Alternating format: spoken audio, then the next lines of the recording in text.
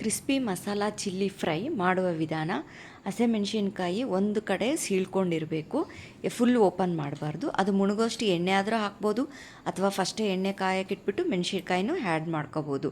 ಸಣ್ಣ ಉರಿಗೆ ರೋಸ್ಟ್ ಆಗೋವರೆಗೂ ಉರಿತಾನೆ ಇರಬೇಕು. 2 ಮಿನಿಟ್ಸ್ಗೆ ಆ ಥರ ಕಲಿಸ್ತಾ ಇರಬೇಕು. ಇದು ಚಿಕ್ಕದಿರೋದ್ರಿಂದ ತುಂಬ ಖಾರ ಇರುತ್ತೆ. ಖಾರ ಸ್ವಲ್ಪ ಕಮ್ಮಿ ಆಗಬೇಕಂದವರು ಅದರಲ್ಲಿರೋ ಬೀಜನ ತೆಕ್ಕೋಬೋದು. ನಾವು ಬೀಜ ಏನೂ ತೆಗೆದಿಲ್ಲ, ಖಾರ ಬೇಕು ಅಂತ ಅದೇ ಥರ ಫ್ರೈ ಮಾಡ್ಕೊಂಡಿದ್ದೀವಿ. ಇದು ಏನು ಐಟಮ್ ಪಲ್ಯ ಏನೂ ಇಲ್ದಾಗೆ ಬರೀ ವೈಟ್ ರೈಸ್ಗೆ ತುಪ್ಪ ಇದ್ದರೂ ಓಕೆ, ಇಲ್ಲ ಅಂದ್ರೂ ಬರೀ ವೈಟ್ ರೈಸ್ ಜೊತೆಗೆ ಇದನ್ನು ನಂಚ್ಕೊಂಡು ತಿನ್ಬೋದು. ಇದರಲ್ಲಿ ಆಲ್ರೆಡಿ ಉಪ್ಪು, ಖಾರ, ಹುಳಿ, ಮಸಾಲ ಎಲ್ಲ ಇರೋದರಿಂದ ತುಂಬ ಟೇಸ್ಟಿಯಾಗಿ ಇರುತ್ತೆ.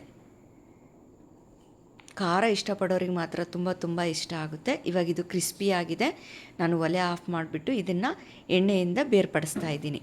ನೀವು ಮೆಣಸಿನ್ಕಾಯಿನ ಬೇರೆ ಬೌಲಲ್ಲಾದರೂ ತೊಗೋಬೋದು, ಅಥವಾ ಅದರಲ್ಲೇ ಮಸಾಲೆ ಎಲ್ಲ ಆ್ಯಡ್ ಮಾಡ್ತೀನಿ ಅಂದರೆ ಎಣ್ಣೆನ ಬೇರೆ ಕಡೆ ಶಿಫ್ಟ್ ಮಾಡ್ಕೋಬೇಕು. ಒಟ್ಟಿನಲ್ಲಿ ಎರಡನ್ನೂ ಬೇರೆ ಸಪ್ರೇಟ್ ಮಾಡ್ಕೋಬೇಕು. ಇದಕ್ಕೆ ಸ್ವಲ್ಪ ಖಾರ ನಾವು ಇಷ್ಟು ಬೇಡ ಅನ್ನೋರು ಅಥವಾ ಟೇಸ್ಟಿ ಬೇಕು ಅನ್ನೋರು ಹುರುಗಡ್ಲೆನ ಪುಡಿ ಮಾಡಿ ಇಟ್ಕೋಬೇಕು. ಅದರಿಂದ 1-2 ಸ್ಪೂನ್ ಇದರಲ್ಲೇ ಆ್ಯಡ್ ಮಾಡ್ಕೋಬೋದು. ನಾನು ಇದಕ್ಕೆ ಸ್ವಲ್ಪ ಉಪ್ಪು ಆ್ಯಡ್ ಮಾಡ್ಕೊತಾ ಇದ್ದೀನಿ.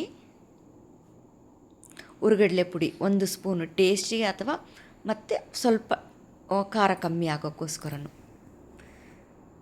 ಗರಂ ಮಸಾಲ,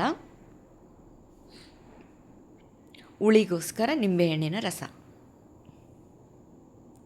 ಇದು ಎಷ್ಟು ದಿನ ಆದರೂ ಸ್ಟೋರ್ ಮಾಡಿ ಇಟ್ಕೋಬೋದು. ಸ್ಟೀಲ್ ಬಾಕ್ಸ್ ಬದಲಿಗೆ ಪ್ಲಾಸ್ಟಿಕ್ ಬಾಕ್ಸ್ ಆದರೆ ತುಂಬ ದಿನ ಅದು ಕ್ರಿಸ್ಪಿಯಾಗಿರುತ್ತೆ. ಸ್ಟೀಲಲ್ಲಿ ಅಂದರೆ ಸ್ವಲ್ಪ ಬೇಗ ಮೆತ್ತಗಾಗೋ ಚಾನ್ಸಸ್ ಇರುತ್ತೆ. ಸ್ಟೋರ್ ಮಾಡಿ ಇಟ್ಕೋಬೋದು. ಇದನ್ನು ಚೆನ್ನಾಗಿ ಮಿಕ್ಸ್ ಮಾಡ್ಕೋಬೇಕು. ಟೇಸ್ಟಿಯಾಗಿರುವಂತಹ ಚಿಲ್ಲಿ ಮಸಾಲ ಫ್ರೈ ರೆಡಿ ಆಗಿದೆ. ಕ್ರಿಸ್ಪಿ ಇದನ್ನು ಒಂದು ಬಾಕ್ಸಲ್ಲಿ ಸ್ಟೋರ್ ಮಾಡಿ ನೀವು 1 ತಿಂಗಳಾದರೂ ಯೂಸ್ ಮಾಡ್ಬೋದು. ಯಾವುದೇ ರೀತಿ ಹಾಳಾಗಲ್ಲ.